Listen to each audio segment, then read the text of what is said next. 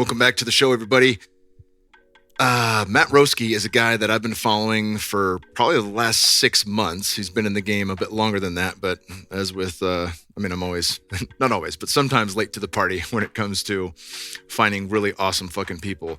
But I still think I'm fairly early on here with Matt. Matt has really been making a name for himself in his rekindling of the lost art of electroculture. And we dive into that and many, many more things. His health journey and what he's discovered through really the brilliance of what the not so ancients knew, what many of the great teachers in the 1800s and 1900s knew, and how a lot of that information has been lost or preferentially pulling out of our education system and just really thrown on the rug. So he is an amazing encyclopedia and a wealth of knowledge. And I find this podcast to be really, really fascinating for a number of reasons. First and foremost, we are diving into electroculture. One of the things I've talked about at our farm is we want to combine the very best of ancient knowledge and modern technology and see how we can streamline these together. And to my knowledge, I know there's plenty of farmers that are trying anything that works. But there are a handful of things that we know work, but there's a handful of things that we know do impact biogeometry. For one, we're going to get Doria and Dr. Ibrahim Karim on this podcast this year for sure. And we'll talk biogeometry and deep dive that. If you guys want to know more about that, they did an excellent podcast on Living 4D with Paul Check. They've done a couple of them there. Biodynamic agriculture with from Rudolf Steiner has been working. He talked about this over 100 years ago. When he spoke about it, this was already a system of management with the land and understanding our role in it as the antennae that connect heaven and earth and really sing and bring the life into the land with presence, with prayer, and with different practices. So biodynamics has been something that has been any one of these things you get a fucking PhD in, basically. Like there's a lot to learn about all of it. And I'm not a master of any of it. But dabbling and getting to know some of these different fields has been really important. And I really think that electroculture has its place in with these other two and many more. I'm forgetting plenty right now, but the combination of these things, regenerative agriculture, structured water, and really seeing how any of these implements can start to change and magnify what we're able to grow and what we're able to do with the land. That's the stuff that I'm fascinated with. Why not run the experiment? We've got space to do it. And Matt also has, a genuine interest, not just in farming, but in many of the ancient tools and techniques and technologies that we've lost. What were the ways that we harnessed prana, life force energy, and different means and methods of healing. He's dialed into a lot of that stuff. He's got a really interesting background story as well. I heard him first on Terrain Theories podcast. He's been on twice. Those are excellent if you guys want more. And of course, David Avocado Wolf, who I'd love to get on this podcast as well. They did a fantastic episode together. And David's got a great podcast. So plenty to chew on here, plenty more to deep dive if you guys want to keep going down the Matt Roeske rabbit hole. He does cite a lot of books. We will link to those in the show notes, some of the authors that he's put up, because they're just fucking rad. And like I said, you could make it a curriculum for yourself to really deep dive any of these topics. And I encourage you to, whatever's calling you. That's the thing. I get this question all the time in Fit for Service. I got 20 books to read. Which one do I read? The one that's calling you. Where does desire lead you? It's the thing that you're most passionate about right now. That's what's important now. That's your win. What's important now. It's not what you should do. It's not what you're supposed to do. It's not, I'm 3/4 of the way through this book and it's lost me, but I should finish it. Fuck all that. No, go to the book that's calling you and finish that one. So anywho, Matt is awesome. I will be staying in contact with him. I'm guinea pigging some of his supplements right now, Dragon's Blood and Crushed Pearl. So we'll talk a bit about that at the end of the podcast. Lots to learn here, and I'm happy to have Matt on the squad as somebody that I get to learn from. Also, we've had another guest on this podcast, Ian Morris, who is an amazing sound healer. He's the founder of Listening to Smile. I'll link to this podcast in the show notes. He's the creator of the LTS method and frequency-minded music. He's a renowned healer who has developed a unique approach to promoting wellness and self-discovery. The foundation of his methodology lies in frequency-minded music and the LTS method, which combines healing frequencies and sounds to create a relaxing and stress-reducing experience.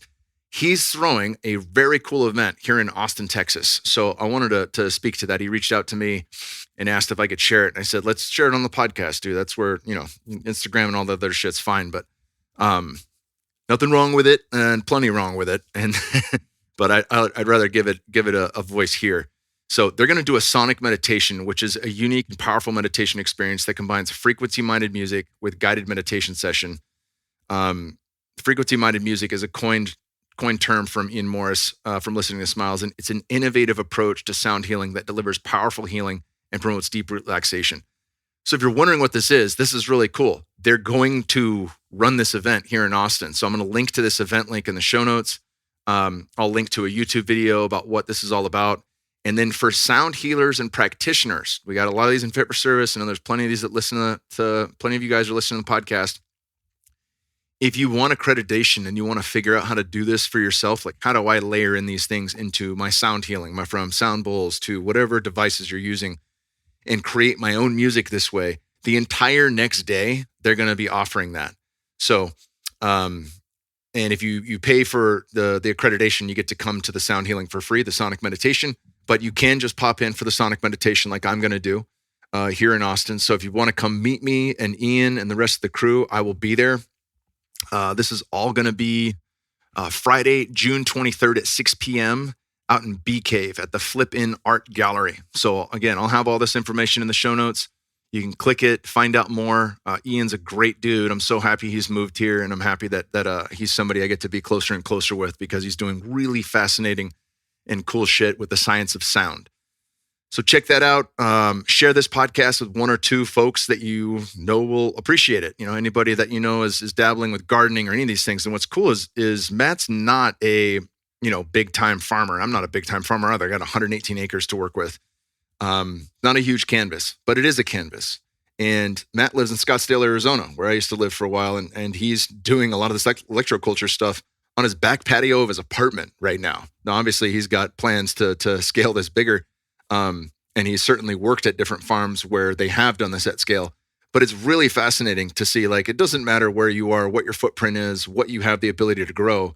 You can scale this up and you can have the most robust, awesome plants possible by using these techniques. So, and without further ado, my brother, Matt Roeske.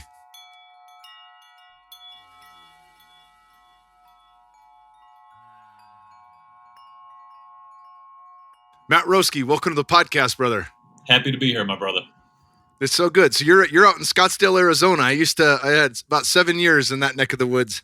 Yes, it's a beautiful place. If you like it hot and sunny, then that's pretty much, yes, you'll enjoy it, I never imagined in a million years. I mean, I think I went to ASU and fucked off, and hence the 7 years there. But I got into mixed martial arts, and my strength coach got me into health and wellness, learning from Paul Chek, soil health, all the good shit. And I just can't imagine. It was easy for me moving to my mom's garage while I was fighting back in Northern California because I could just throw it in the ground and it would go poof and grow magically. It didn't take a whole lot of effort.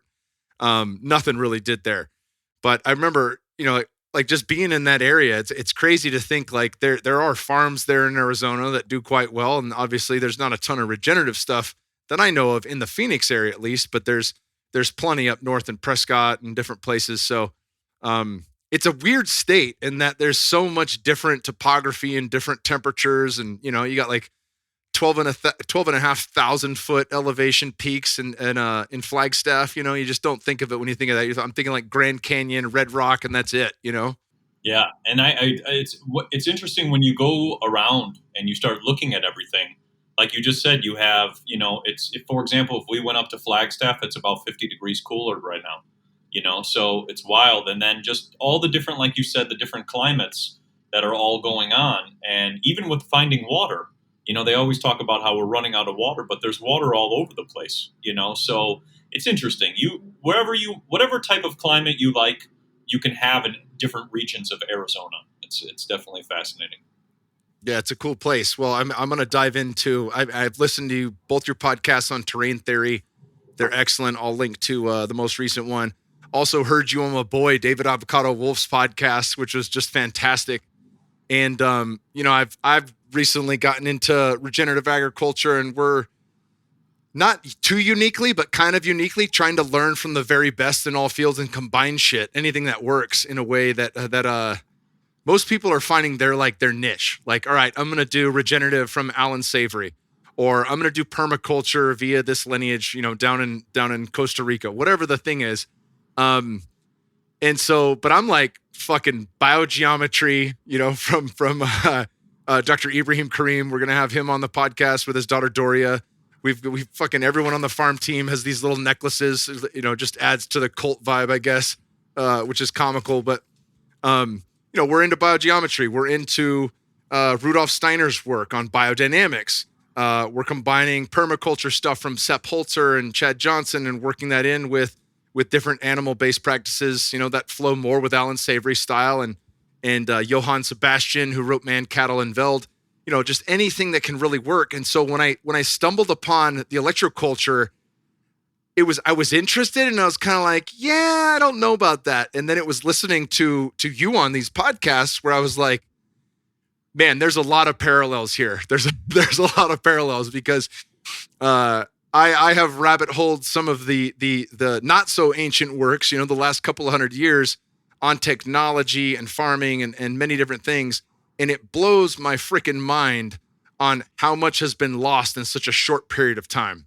So there's a lot of things I want to cover on this podcast. We're for sure going to dive into electroculture. We're for sure going to dive into scarcity versus abundance. I found that to be a phenomenal topic that you did on your last episode with terrain theory. But start us off on your life, break us down. Like where did you start paying attention to this, there's more, than meets the eye here. There's something behind the veil that I can peek through and see. Tell us about your journey to get where you are right now. So I was in the health and fitness world for a long time. I used to own an old school bodybuilding powerlifting gym in Chicago where I watched people do crazy feats of strength, deadlifting 1,000 pounds, squatting 1,000 pounds, pretty much you name it. But the energy is what synced us all up, right? And that's what I realized. We were all synced pretty much as one and kind of like a unit. And I never really understood that energy until I started coming out to Arizona, and I moved out to Arizona. And I started, getting into energy work, studying energy, learning about different things related to mushrooms, chaga mushrooms. I had a lot of different experiences, kind of like out-of-body experiences, and kind of seeing like what we're being told doesn't make a lot of sense to what we've been told. And as I got into that, I got into my health journey, understanding GMOs, understanding toxins, understanding pesticides, understanding all this, Monsanto, DDT is good for me nonsense that they try to push onto us and everything else, which makes no sense, right? Because if we poison our food and then we eat it, we're poisoning ourselves, right? So it doesn't make sense on the long-term scale of those things. But as I got into that, we moved out to Arizona, and I started learning all about pretty much everything related to energy. And I had an Akashic reading in about 2020, and this lady told me to look into crop circles, and that's kind of what started it all. And she goes, "You'll just know what they'll do, what they look like, what it's trying to portray. You'll figure it out." And I'm like, okay, well, I don't know what that's going to do. Now, this lady was about 2,000 miles away in Ireland telling me this, right? Everything that she said was spot on for my whole entire life of the last, at that time, 35 years, right? Every single thing from like my personality to what I do to going out in nature to, just everything. And I was pretty blown away. So I started looking into crop circles. I started getting into pyramid energy. I researched a lot with Mary Hardy. She has a great book called Pyramid Power, which is just a phenomenal book that shows you how to build pyramids and do all this stuff related to pyramids. And as I got into that, I started dabbling into the work of Victor Schauberger and all of his work into basically electroculture, at that time. He was studying vortexes. He was studying the earth. He was out in nature. He was a guy who just lived in the forest, right? And he understood that if we just replicate nature and work with it, that nature will work with us. If we go against it, nature will destroy us. And, as I got into all of his work, I pretty much dabbled into everything else from Justin Christo Flow, George Lakhovsky, energy, Mercury, old world structures, cathedrals, antennas, all these different topics in which, we're not taught about. And I've learned we're not taught about that because the Rockefellers own the educational system. They created the General Board of Education, and everything in which we've been taught for the long period of time has been, a certain program to teach us, to keep us in a certain way. And as I got into this whole electroculture thing, I was blown away with Victor Schauberger's work because he showed that if people use copper gardening tools in their soil, and he presented this to different farmers, that they would yield more food, they would start to gather, more every single harvest, they would have less pests, their plants would be more resistant to things like droughts and weather alterations as well. And he presented all of this to the Bulgarian government at that time, but since they were getting kickbacks from the fertilizer company, they said, we can't go ahead with your plan on all your copper tools and all your copper designs and all that other stuff, because he knows that if you keep placing iron in the soil, you result in rust and decay, and that's why slugs start coming around. So he said, why don't we just use copper so we don't do all that? We don't heat up the soil, we don't have all that rust and decay. So he presented all of this, and they shot it all down, and that was about the 1940s. And when I researched all of this, I realized this needs to be put out in the public, right? Like, we need to bring this back. This is a part that has been lost after the World War II reset, right? A lot of information was lost during that period. And this was one thing that I realized that needs to be put forward because, remember, in 2020 and 2021, they were playing the whole food shortage game, even though they were stockpiling the food in the warehouses and things like that. But, they were playing that whole game, and it made me realize we need to take back our food supply. We need to take back our power, and even you had victory gardens, right? 1940s. People were growing all kinds of food. They understood that they didn't need the grocery store. We've only became dependent on it in such a short amount of time. So as I pretty much went into all these different topics, I would buy these books and then just kind of start looking at the back of the book and find all the rest of the books and then collect those and then just kind of research something new. Now what I've been researching into as we move forward, which I've realized electroculture replicates, and this is the first time I've said this, but they're replicating dynamos. Dynamos are these ancient, well, not ancient, but about 1800s, they were basically making these electric generators called dynamos. And electroculture is actually replicating a lot of that. So that's something to move forward also in the energy game, as well as our food growing game. But both of those, that goes hand in hand. But pretty much now we're here, 2023, and I've seen people's gardens go crazy, people getting more food, people having absolutely remarkable results, people having more animals, more pollinators, more bees, more birds, more hummingbirds, all this beauty in such a short amount of time. And it was funny because I was looking at you can see like a keyword, how much it's grown, and it's just gone through the roof. And it's because now people are taking a grassroots initiative to just try it and try something different, right, than what we have been shown or told by our current system, which is completely controlled. Yeah, I mean, you said a lot in there, and I think we could choose many paths to go down. But thinking about, there's a lot of things since 2020 that have become like painfully obvious, right? Like there's the cracks in the system, from finance to education, to even government in itself. Like how much of our control have we given away, and how much do we allow to take place on a regular basis? And I'm really excited. I'm buddies with Mickey Willis, who did Plandemic Indoctrination. He's doing the follow-up to that. That's going to come out. I think it premieres on the 3rd. So it should be either right after this conversation comes out or right before it. But there's so much that's there. And I think initially it's pretty hard for a lot of people to grapple with the amount of fuckery that's taken place, and to really see that, this great reset that Schwab and a lot of these guys are talking about is likely one of several that has taken place that's re-instructed us on how we should live, what we actually give away in terms of dependency, and there's all these things that get forced into black and white narratives are missing the point. Everything has nuance and everything has grace. So it's not just, collectivism versus individualism. Like, there is an interdependent relationship that we all have as coming from one unique source. And at the same time, if we go too far to one or the other, we start to go astray. But looking into education and things like that, there's 1,000 things we can say are fucking wrong. And really, what I've been leaning on lately, as of probably the last 6 months, is what is right, and what can we do right now that can engage what is right. And so I appreciate, all the work that you've done on energy. I want to talk about your work on light as well, because I know that I've had Matt Maruk on the podcast, who's kind of, jokingly, I call him the boy genius. He's been podcasting since he was 18 years old, taught himself all this stuff when he was in high school due to his own health issues. But so much of, when we talk about energy, a lot of people can just put it off as foo-foo, woo-woo, new age bullshit. And the truth is, you read The Body Electric, you read into, any of these books that portray exactly what this bioenergetic living electrical interface of a system that we have is. And yeah, frequency matters, light matters because it is frequency, sound matters because it is frequency. All of these things matter. They all can shift us in different directions. Talk a bit about what's wrong, and then we'll dive into what's right, because I also read The Invisible Rainbow by Arthur Firstenberg, and just mind fucking blown. It was one of the best, most important things I've read in the last few years. And especially as we, now move to 6G Wi-Fi routers and all the satellites going up and things like that, I think these are important pieces to weave together.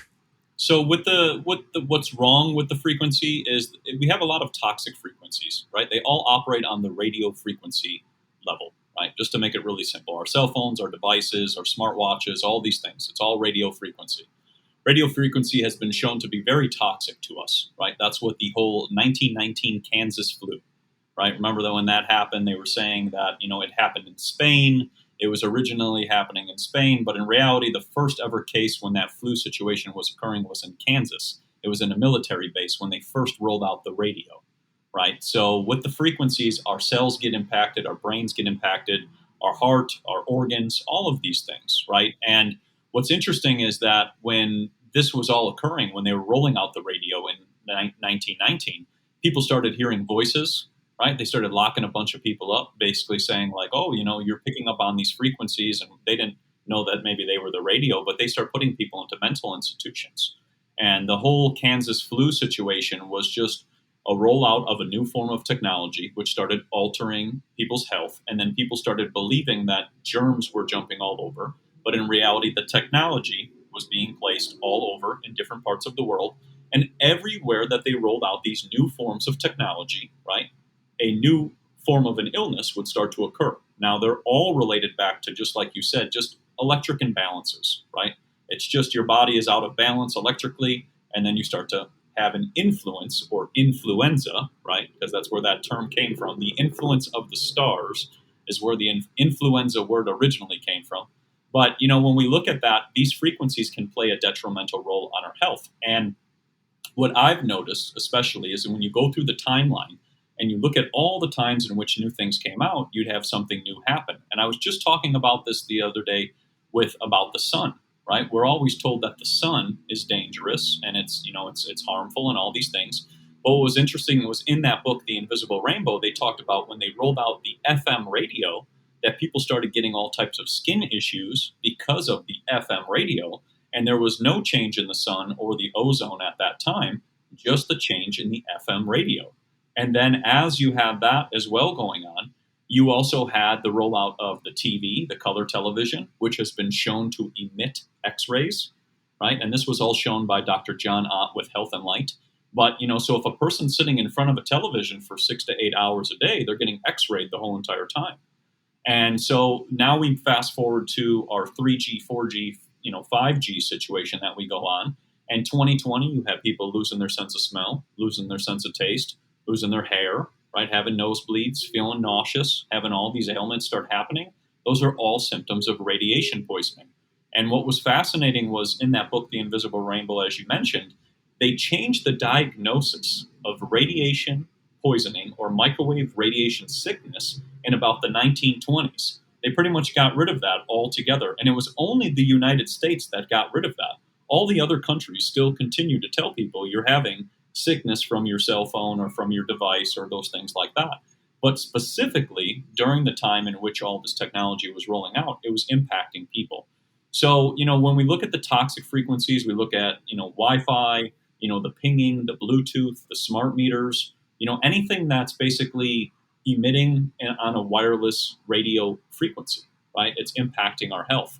And so, when we look at the toxicity that can occur, we see that it can impact the brain, it can impact the heart, right? The creator of the radio, Marconi, died or yeah, I think Marconi. Marconi died of heart attacks from his own device, right? So if we're bringing these devices into our home and pinging all these frequencies and connecting all of our home to all these weird smart devices and things like that, we're just bathing ourselves in this toxic frequency.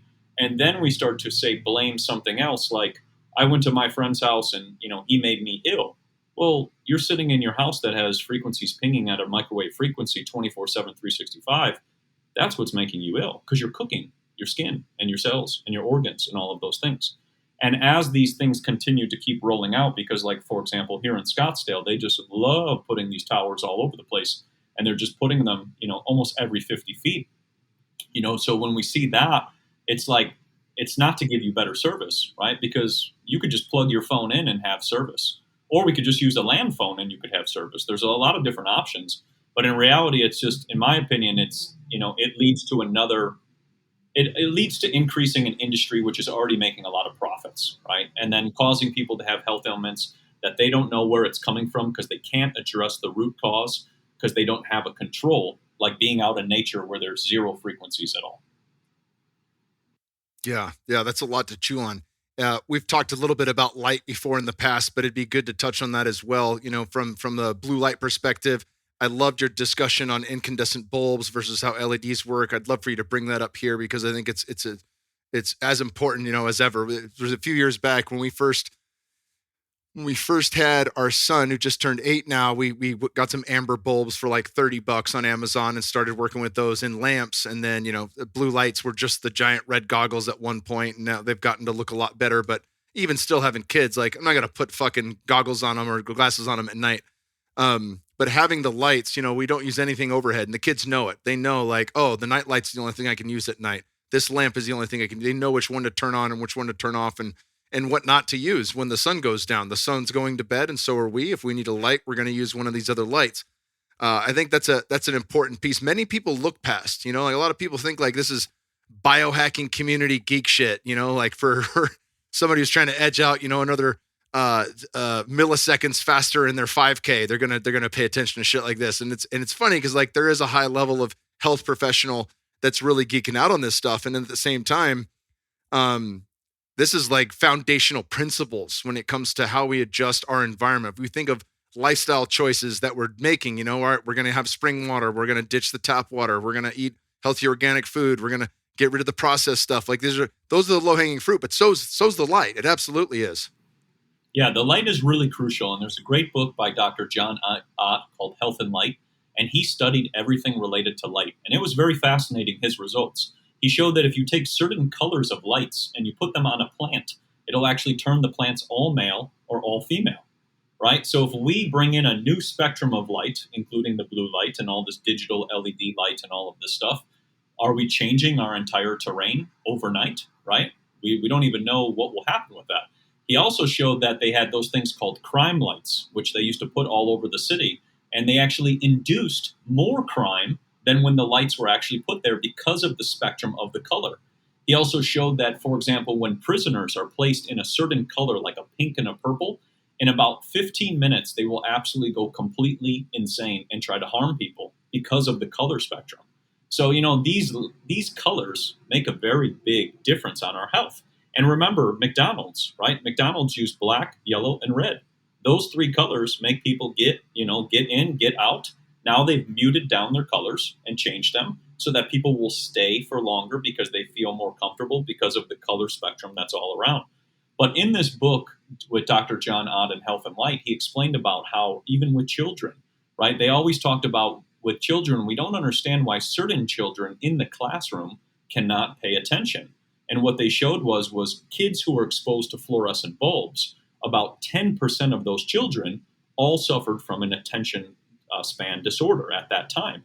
And what he noticed was when you took lead, which is something that they've banned, and that's a whole nother topic, but when you take lead and you put that in front of a fluorescent bulb, right, those spectrums of light that's coming from the fluorescent bulb are now blocked, which are actually causing the attention span disorder that child is having.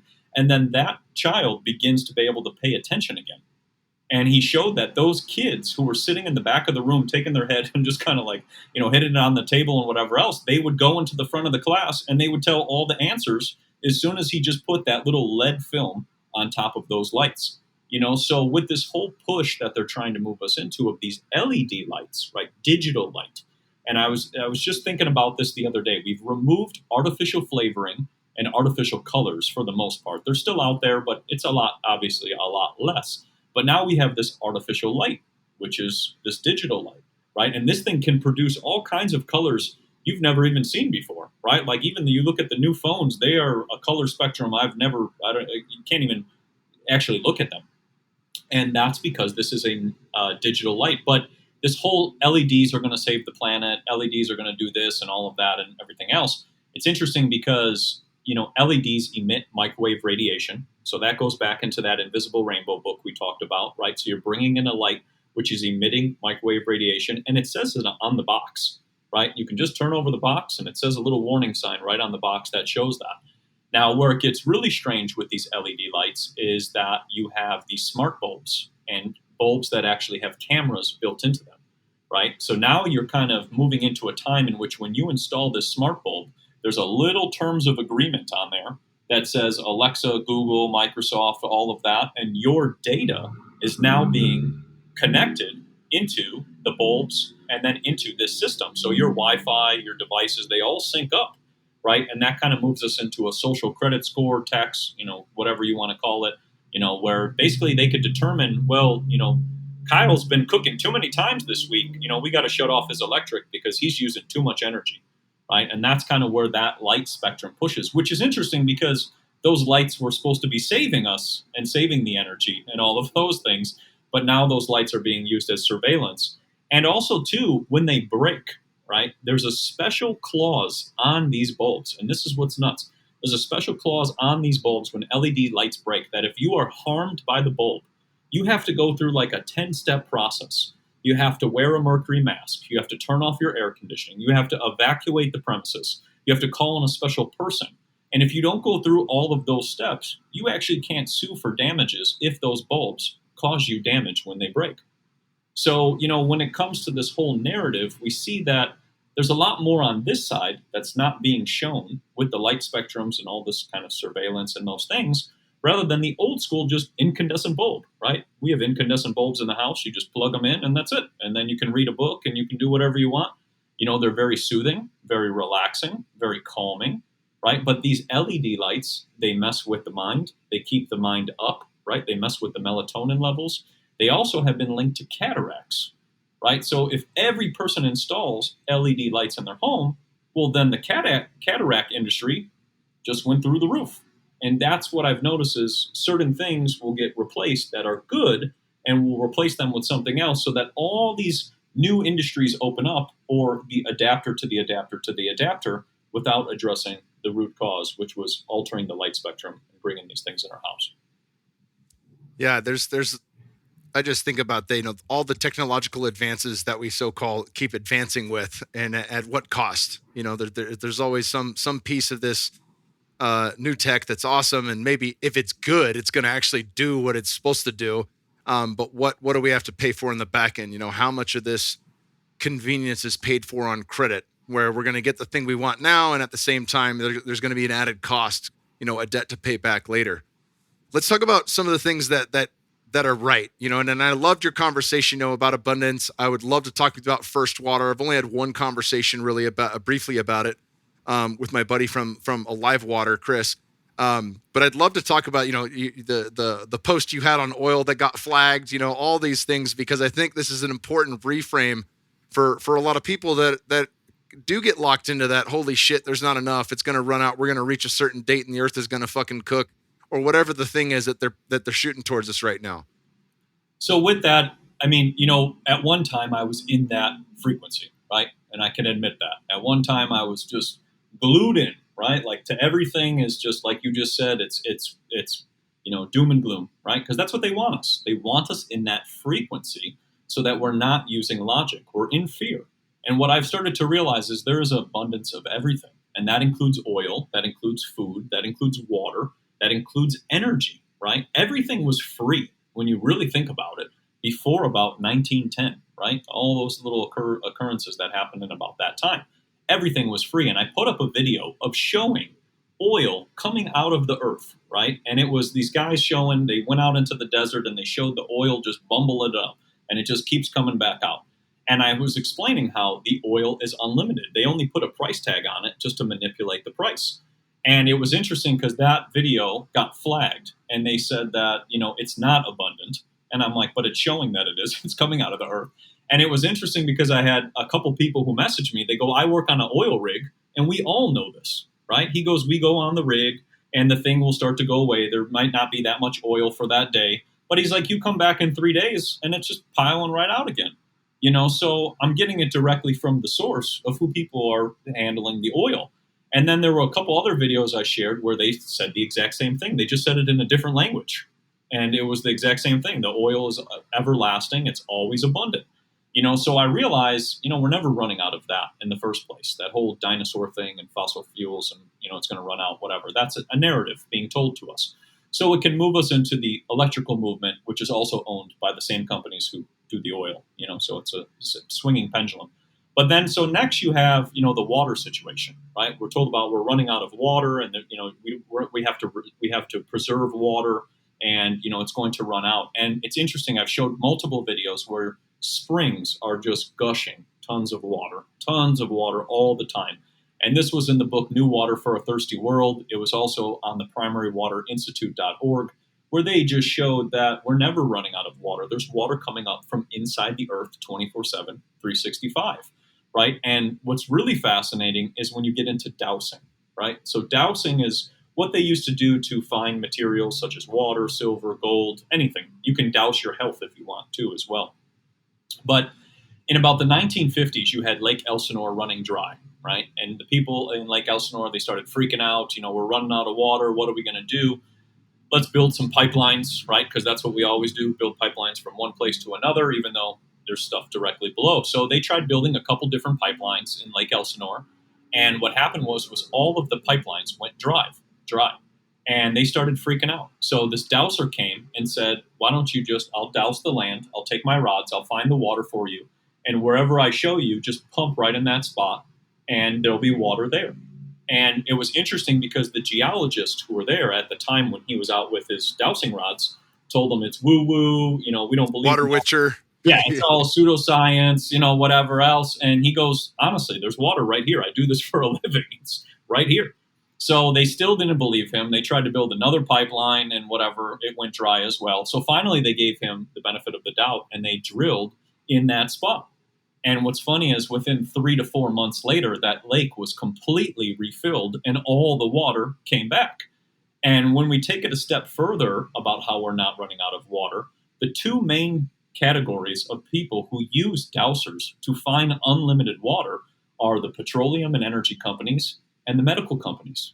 They actually call out dowsers to find them unlimited water because think about it, they need water all the time for all the stuff that they're doing, whether it's cooling or whether it's making these pills. What's interesting is on this side, the medical spectrum side, they actually use deionized water, which is water which has been taken, the electrical structure has been taken out, and then they give that to the people. So they start with structured water, which is primary water coming up from the earth. They take out the electric conductivity and then bottle it up and sell it to people, right? So what's it going to do? Take out the conductivity in their body. So it's interesting when you get into water, we're never running out of water. It's just we're on a water planet. There's water all around. It's everywhere. It's coming out of all different types of places. And that was another one I realized. So people, if they're trying to find water, they can go to a website, findaspring.com, and they can go to springs, collect tons of water, or they can find a primary water vein on their land and drill in that spot and have unlimited water too. And usually on average, I've noticed with well drilling, the well drillers who drill about 650 feet and below know that there's unlimited water, right? Because that's how they're going real deep. And that's usually where the water that's always regenerating is located. And, if the water was truly running out, why doesn't the canal in Arizona ever change the percentage, right? At all the times in which all these drought things were happening, the water's still there. It's exactly the same feet and height that it was the entire time when we weren't running out, supposedly. So, that's another one. So I'm big on the abundance and knowing that there's unlimited. And as I got into food, as I moved into that one, I started realizing if you knew how many people are growing food right now, it's absolutely crazy, right? So 2020, you had people searching for gardening. It was about 150,000 people, right, when all the nonsense began. Then you go to 2021 and 2022, you have about people searching now, maybe about 300,000 people, right, searching to garden, do their own thing, whatever else. 2023, you have about 2 million, right? Damn. Such an increase of what's occurring. And this is a shift on the planet as well, too, right? It's not just we all decided we're just going to look it up. There's a shift occurring because people are kind of fed up and over it. And what I've noticed is the amount of abundance and the amount of food that is present is nowhere near what we've been told with the grocery store, right? The grocery store chains are keeping us dependent on that chain, right? They don't want us to go away. So they need us to keep coming back. But there's so many people growing food, and there's so many people teaching each other how to grow food and talking and creating communities. And electroculture has really revolutionized this, right? Because I have people who message me, they are on the 50th floor of New York City, and they're turning their whole balcony into a garden, right? People who, even if they have a little amount of space in their basement, are trying to grow potatoes, right? Even if they have an apartment, even if they have whatever it may be, they are attempting to grow food. And that's what's occurring because people have realized that our food system, between all the pesticides and the microwaving and all this other weird stuff, and the lights diminish the nutrient value and when they're sitting in the grocery store, right, by up to 95%.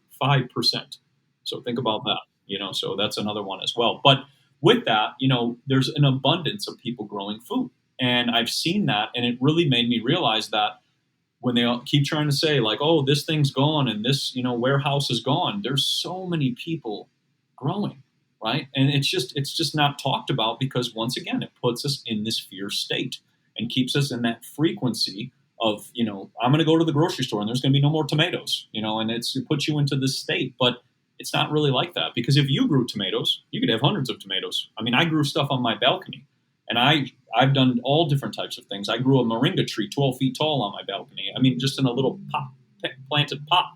So the abundance can be for all. And then as we move just to the last one, which has also been flagged. So these are all 4 topics I've talked about, which get flagged on social media. And I've noticed the new one is abundance, just even saying that word, or unlimited. That word is also flagged, right? So, and it's funny because I'll say it and instantaneously the thing comes up and says false and misleading information. But anyways, so the last one I talk about is energy, right? And this is a really important one because, we're always told about the energy, our systems, our grids, all this other stuff. And when we look at these old world buildings, these cathedrals and all these different old world buildings, a lot of them use mercury. A lot of them had brass balls in them. A lot of them had dynamos in them. A lot of these cathedrals used to be power plants, right? They used to have pipe organs, which the frequency and the vibration can create energy and electricity and all these beautiful things. So even on that spectrum, right, there were people who were creating all different types of devices, which were actually gathering atmospheric energy. And it's interesting when you get into the patents, they actually used to send balloons up into the air with a little copper wire, and they would collect the electricity that was up in the air. And they also had, if you look at the 1900s with Chicago, they had windmills, right? Absolutely gigantic windmills. I'm talking like 20 to 30 to 40 of them or whatever it may be, but absolutely massive. They understood the wind energy, right? And then you had dynamos, which can work with water and steam. And a perfect example of how we used to have this technology is look at Jay Leno. Jay Leno has a steam car. So we could be using these different types of energies so that we don't have to be in this fear state. And these are the 4 topics in which I've been talking a lot about. And all of them have been getting censored because it's all taking us out of that fear state and showing us that we have abundance and we should be able to resonate on that instead of the fear. Yeah, they're massively important. And the energy one is one in which I've been I've been glued to it just from, the some of the more exposing documentaries that I've seen, like the original Thrive and Thrive 2, which I think was a little bit more Pollyannish, which was okay, but I like the first one a bit more. It featured some of the greats, like an early David Icke, talking about, the design of a one world government and totalitarian control, which, if you've been tracking, has kind of panned out. We're starting to see more and more of that dystopian future start to unfold. And Yeah, I've seen some old videos. One was 6 hours. I can't remember the title, but it really dove into the old school architecture, like the giant, archways as U's and magnetic conductors of electricity, how they all had these giant antenna on them. And then, of course, the mercury that was used with all of them. That's pretty mind blowing to see that this has been, you know, a way in which we've utilized things for a very long time. Even old school, like massive greenhouses that were like crystalline glass and also had the antenna. But just for the sake of us staying, in on time and maybe closer to the topic that I brought you on for, talk a little bit about, or a lot of it, about how electroculture works, when you got into that, and how simple it is. Because, we've added, and this is very early on, but this is something that I plan on talking about. Since hearing you on a couple of podcasts, we've added some 12-foot poles, basically, that were natural wood from the land that were used for an altar. We repurposed them. We wrapped them in decently thick copper wire all the way up. We've put them around our market garden because the market garden was struggling really bad. And what we found, even with the squash and some of the things that like to run outward, they're all growing up like ultra vertical, ultra strong right now. And, we had to change soil and do some other things, but it appears almost immediately that there was a significant change. And that's rad because like we have a 400 fruit and nut tree food forest that's on 3 acres. And we haven't even really begun. It's in close enough proximity, but like we have some ideas on how we're going to section that out electroculture wise using sacred geometry and doing a bunch of shit. So I want to pick your brain on that. But dive into this because this is such, I love things like what is right. I love it when it's accessible and it's easy to do and it doesn't cost much money. Like it's like that. All right, cool. Guinea pig it, right? There's no excuse not to try this. Well, and that's the thing is it should be simple, right? Because nature is simple. All we're doing is replicating nature, and nature, everything is very simple. But as for electroculture, what you described, what you're doing is you're building an electroculture atmospheric antenna, right? It's gathering all of the energy, the ether, the chi, the prana, all of this beautiful energy that's all around us, right? The earth is always resonating energy, right? Much more than all of these man-made products in which we have, right? And what you're doing is you're tapping into that. So what you do is you get a piece of wood. The taller, the better, right? A lot of people get 6 foot or 12 foot, different pieces of wood. And you want to usually find a piece of wood that's in your backyard. And I say that because your wood picks up on you, right? All your plants pick up on you. They're all synced to you. And this was shown with Marcel Vogel and all of his work and everything that he created, if you guys want to go into that one. But with that, what you're doing is you're taking a piece of wood, you're just wrapping it with a piece of copper all the way up, creating a coil. And you would take the top of the coil, you can point it up towards the sky. You can even put a piece of quartz on top of there if you want. And you can wrap that and squeeze that so it creates a piezoelectric effect. And you'll take the other part of the copper that's all wrapped down and just place it into the earth. That's it. Nice and simple, nothing crazy, right? And you can do all different types of designs. The fun part of electroculture is you can get creative with it. You can use different shapes. You can do different types of pyramids. You can do different heights of antennas. You can use different stones, right? You can use lapis lazuli, right? This stone, lapis lazuli, is a combination of copper, iron, and pyrite, right? And a lot of buildings used to be built out of lapis lazuli. So what's cool is when you add stones also to your antennas, you're giving a color spectrum from the reflection on that stone. And what you just described is there used to be a lot of buildings with crystal, tops, right? And each crystal top of those buildings of an indoor garden used to have different stained glass windows and different colors in there to provide different color spectrum to the plants. So when you're making these antennas, you're basically taking a piece of wood, wrapping it with copper, sticking it in the earth, and you can place them all over the place. You can kind of figure out where you want to put them, right? Because your instinct is going to tell you.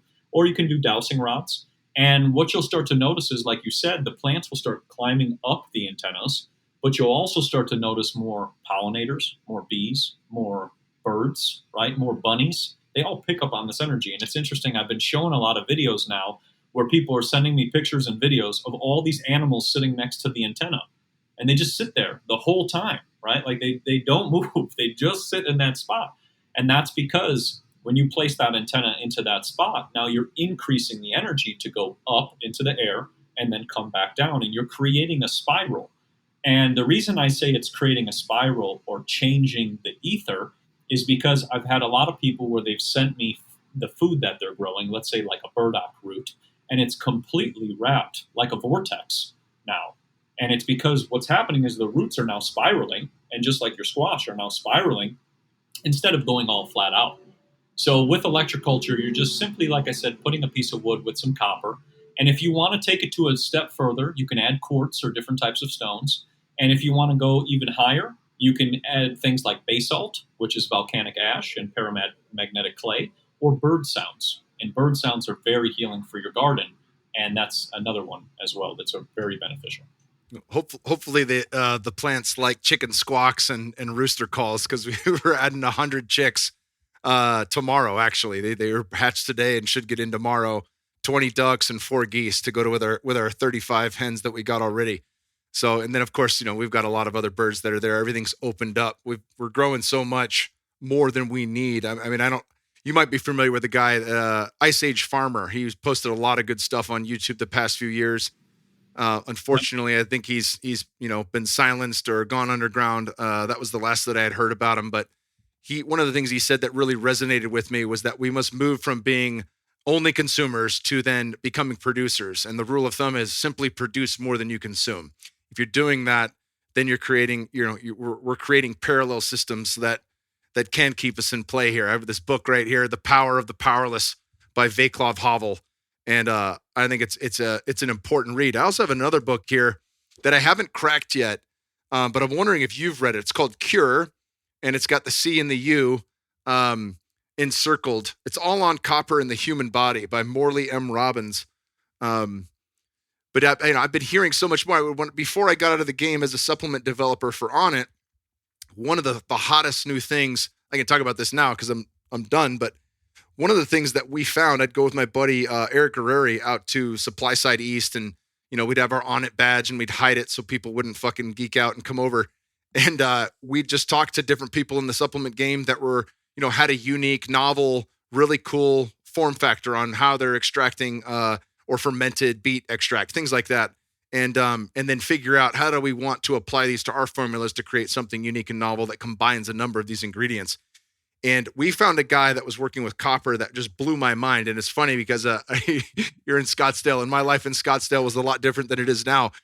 But I remember looking at it and I was like, he's like, he loaded up a little key of it, right? And it was supposed to go under my tongue, but I was like, we're doing bumps. And so I just ripped this copper, and my fucking whole body felt like it was buzzing. I was like, holy shit, just lit up. And people were looking at me like, what's this fucking guy snorting over there? But I mean, I'm telling you right now, like that, there are very few things, especially, creatine's been out for over a fucking decade. Like if a supplement works, people find out about it. Very few things have come out that have been that under the radar. And it's a form of copper that makes his different. But even if it's not, copper plays such a critical role in the body. It makes sense that it would play such a critical role in the soil and with the health of the plants as well. Well, yeah. And that's the thing, is what you were describing sounds like alchemy or monatomics, right? They usually they have the copper go through a process. They cook it and heat it up, turn it into a white powder. It basically, it leaves the spectrum of our world, right? It basically vanishes and comes back.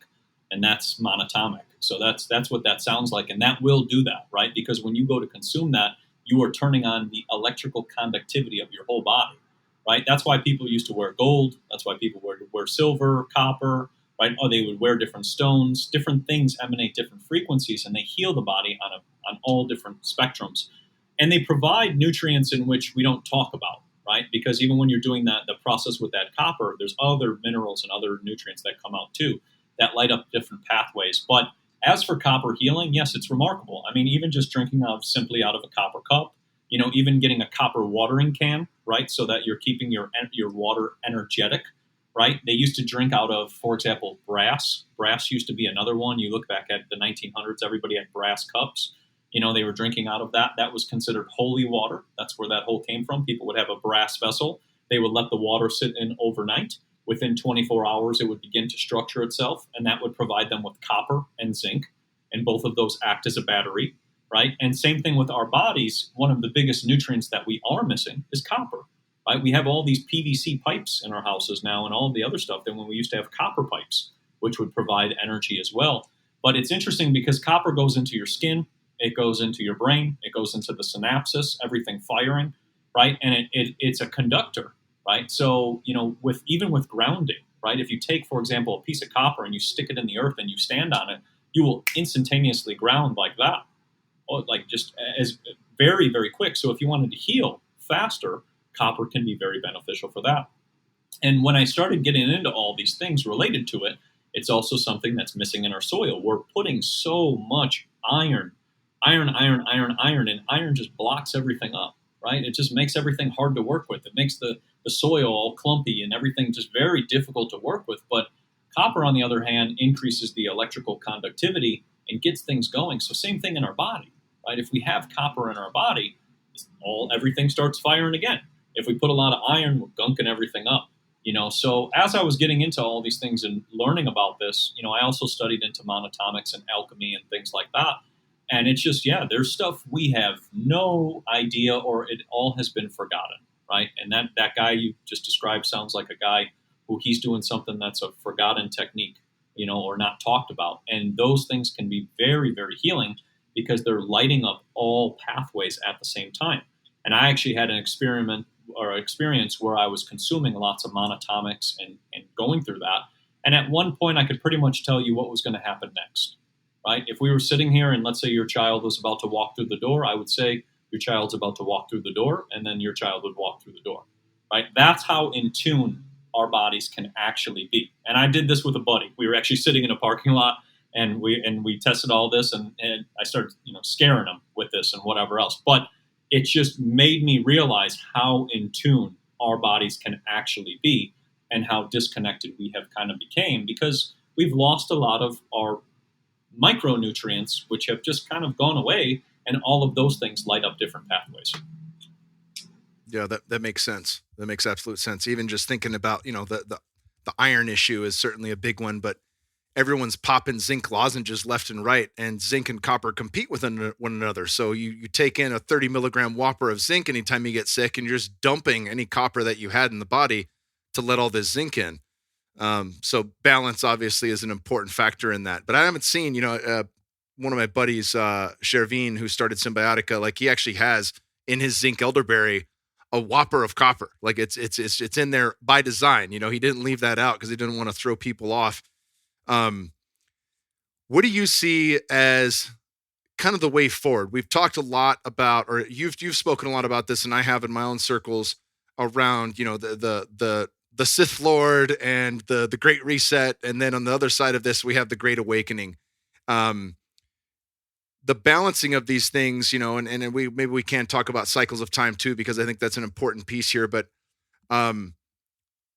really, when it comes to the Great Awakening, where do you see people, really showing up in this? Because one of the things that's become painfully obvious over the last 3 years is if you don't want to know, you don't want to know. It's like you can't grab, your fat friend and haul them to the gym. You can't take your buddy who's an alcoholic and get him to do a boga. You can't do any of these things if they don't want it for themselves. They have to want to see it, and they have to be willing to take it. And then hopefully they have enough of the good tools to help balance and clear a lot of the shit that they're going to take in, coming to understand what you and I understand. But where do you see, the Great Awakening going if this is to be happening, and that, we have a lot of people switched on now, and intuitively they understand, all right, food is getting fucked. We can't depend on grocery stores. We're going to start it ourselves. And through that, they deepen their relationship with nature, and that leads to other things. I mean, I think that's one avenue that's very important. Where do you see that Great Awakening manifesting in the world? I mean, I see it in pretty much every spectrum at this point.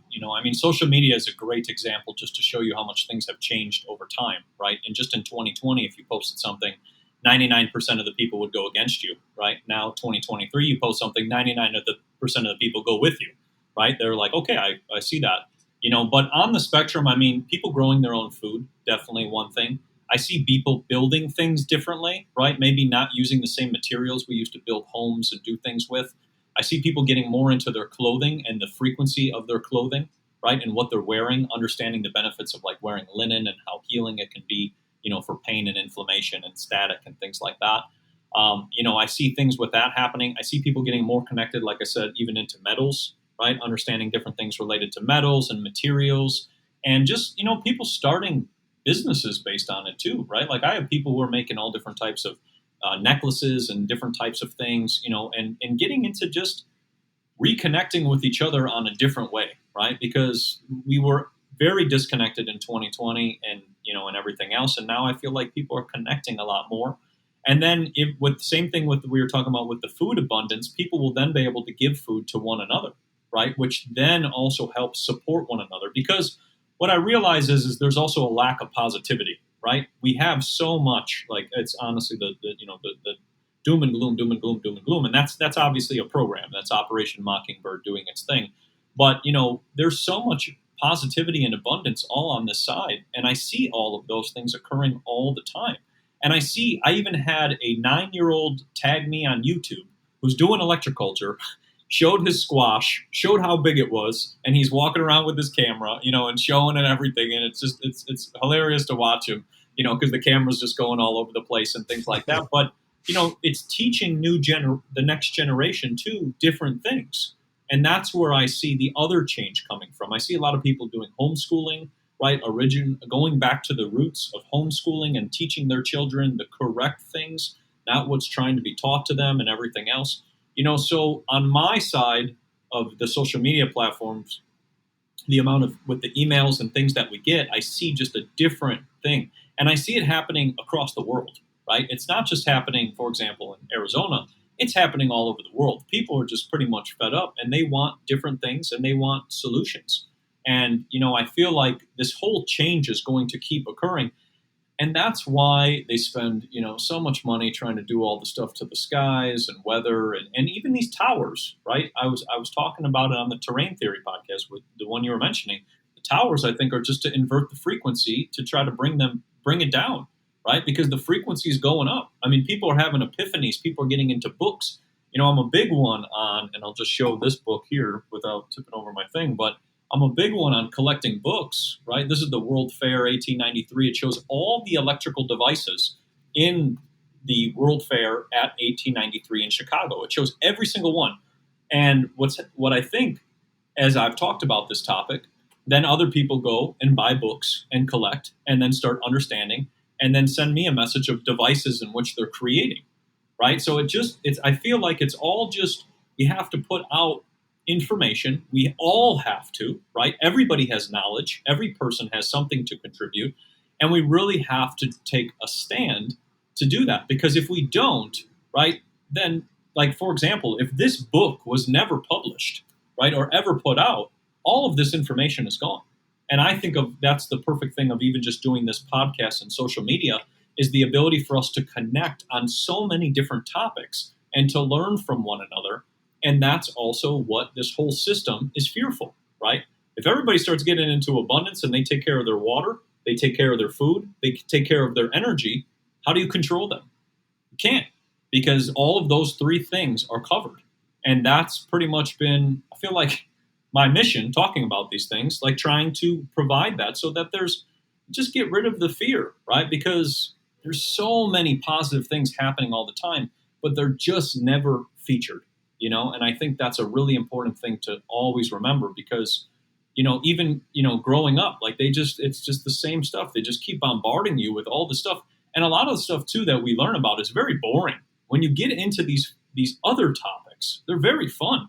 It's cool to learn all these fun things. And I feel like so many other kids as well would also be interested in learning these topics because it's opening up the creative mind. And I think as we open up the creative mind, it's also going to bring forward inventions, bring forward new ideas, and really change our whole path going forward on the positive versus, the darkness over here.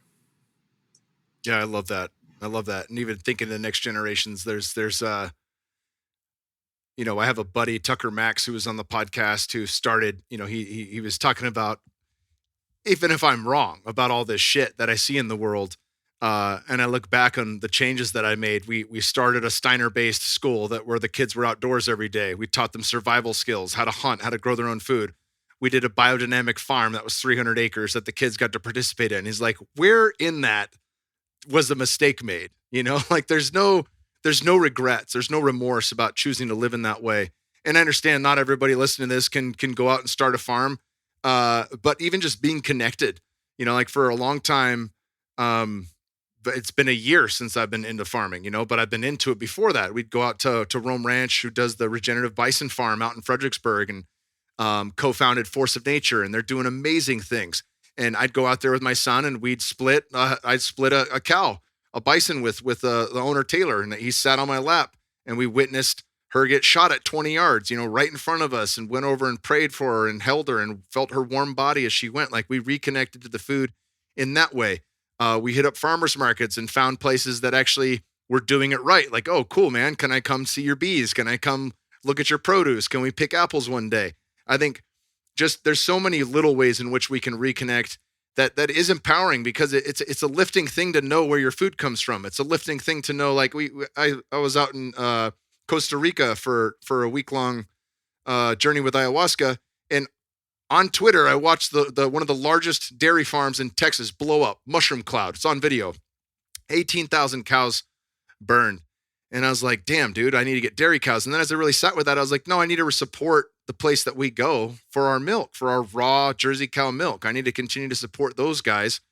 And, that is a connection. It's a relationship. And I think it's just much more than just picking up milk from a delivery service. As we go out there and my son gets to hang out with the cows that we're drinking milk from, we get to see the cheese making process. We get to participate in all of these things that normally there's a disconnect from. And I think that in and of itself, you talked about that on the terrain theory. You just buy the thing at the grocery store. It's already picked for you, or worse, you have it delivered, and you've missed out on all of the work that it took to actually bring that to life.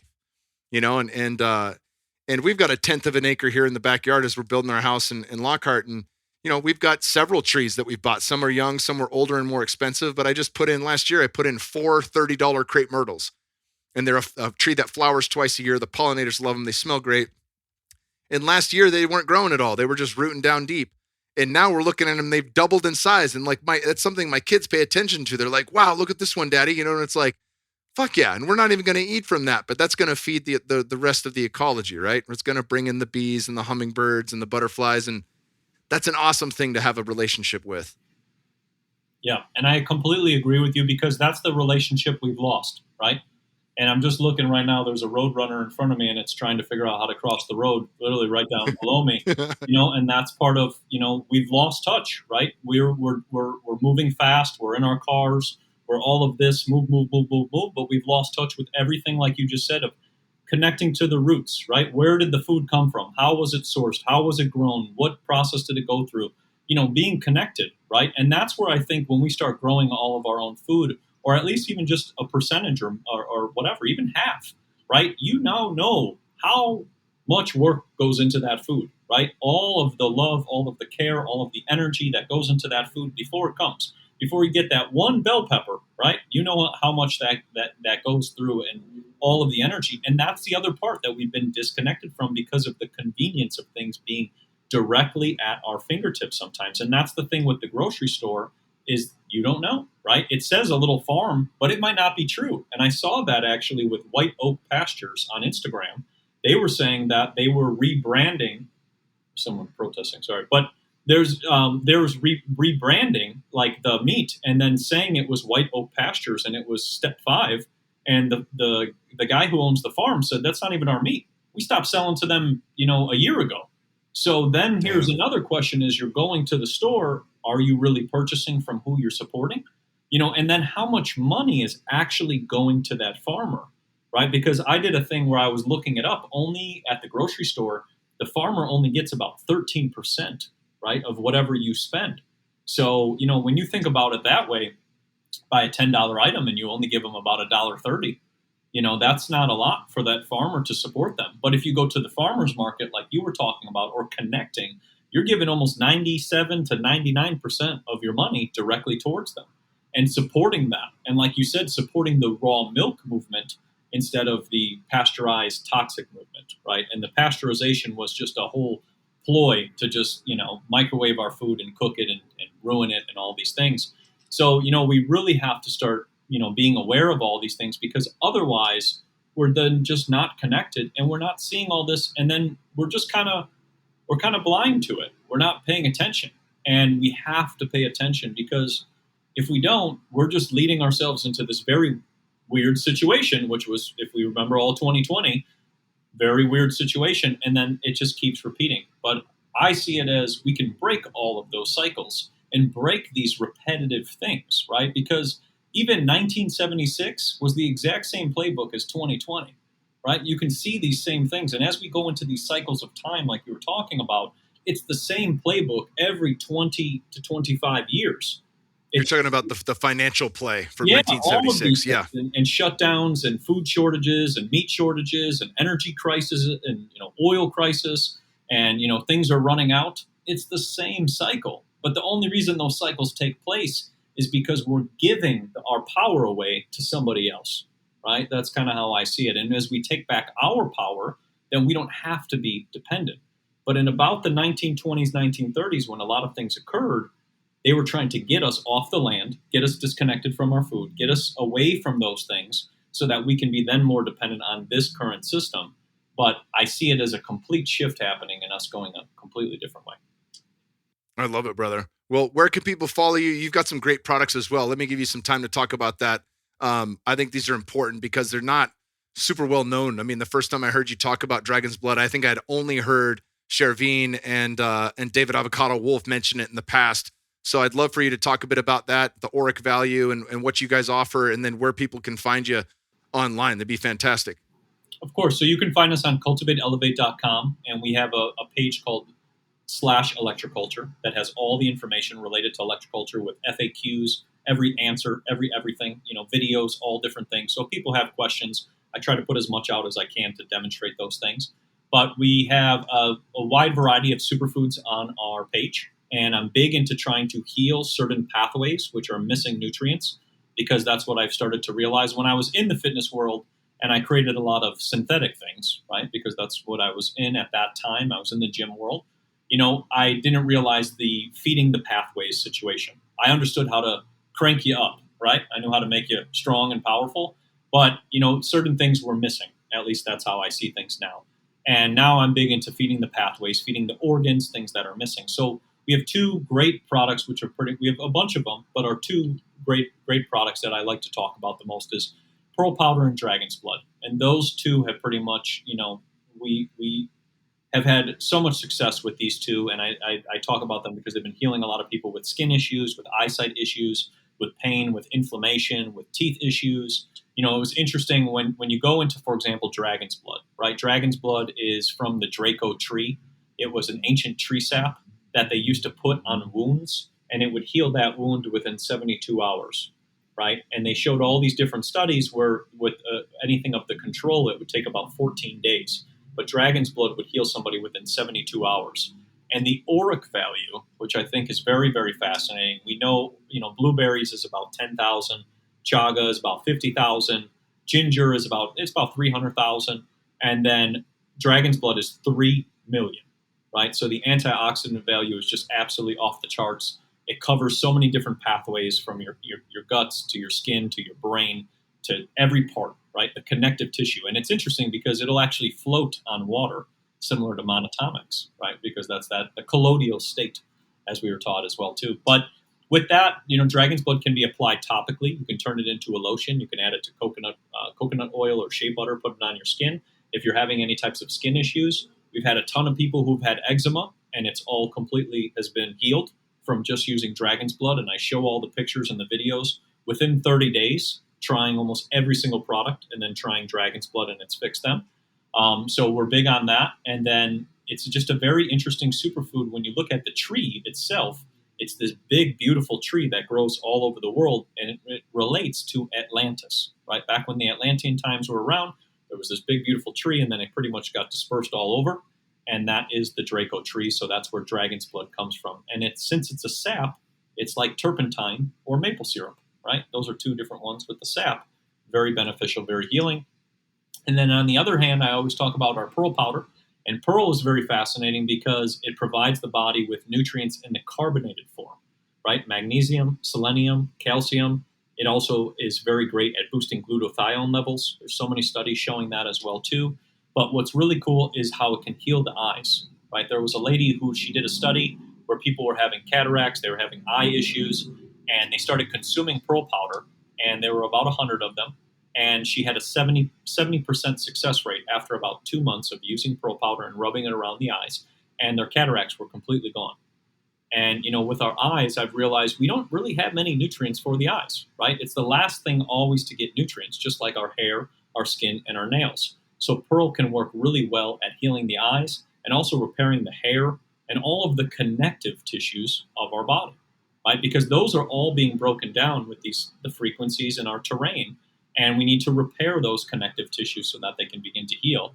And the most fascinating fact I ever learned about pearl was that people used to replace their teeth with the Mayan culture with pearls. And that's where the pearly white came from, right? Everybody's got pearly whites because they used to have pearls in their mouth. So if we can put pearls in our mouth, then imagine, that industry can be completely changed as well, where we're not putting polymers and plastics from DuPont and things like that. So pearl is another magical superfood. But I'm just big on every time I try to come out with something new, I'm trying to figure out which pathway I can provide nutrients to and how I can feed that area. And then all of our stuff, we use it with kids, we use it with dogs, use it with cats. A lot of people use our pearl powder with cats and dogs. They use dragon's blood with cats and dogs as well, too. We have people who are now giving pearl to horses, right, to help their horses because their horses are struggling as well. But, I'm always big on just trying to find a solution to a pathway in which needs nutrients because we can try to take something in a singular form, but it's very difficult for us to absorb those things in a singular form. Because like you were saying in the middle of this, if you're just taking zinc, then you need copper. And if you take copper, you need this. And then it's all these different things. And then all of a sudden your closet looks like you got like 500 things there, and whatever. Versus if we just stick to things derived from nature and from food, it gives us everything at the same time instead of trying to take 25 different things at the same time. Well, that makes a lot of sense. Well, I'm already thinking about my dog with the pearl powder, and actually I've had a white spot on my leg that was told as eczema. It doesn't itch, but I've had that for some time. So I'm going to give a go with the dragon's blood, and I'll be sure to hit you up with some photos here in a month. For sure, yeah, and it's a remarkable one, that's for sure. I had one lady, her hand was so burned, it was horrible from her eczema, and she couldn't even play with her child. It was horrible, and she reached out and she thought, she asked, do you think it would help? I said, you should give it a try. It's just worth giving it a try. 30 days later, her hand is completely healed and it's just absolutely remarkable. And she, it was horrible because she said, I've went through so many things. They put ointments and creams and all kinds of stuff. She's like 2 capsules a day for 30 days. It's remarkable. That's incredible, brother. Well, it's been great having you on. This will be the first of many, I hope. I'd love to have you at the farm at some point. And I'm going to keep you posted as we continue to implement the electroculture on a larger scale. And I'll also let you know how the supplements go too, because I'm pretty stoked to give them a try. Cool. That works. And yeah, we'll definitely do a lot more. We can talk. The topics can go into a lot of different things. It's just all trying to pack one into one episode. You got it, brother. Much appreciated. Thank you.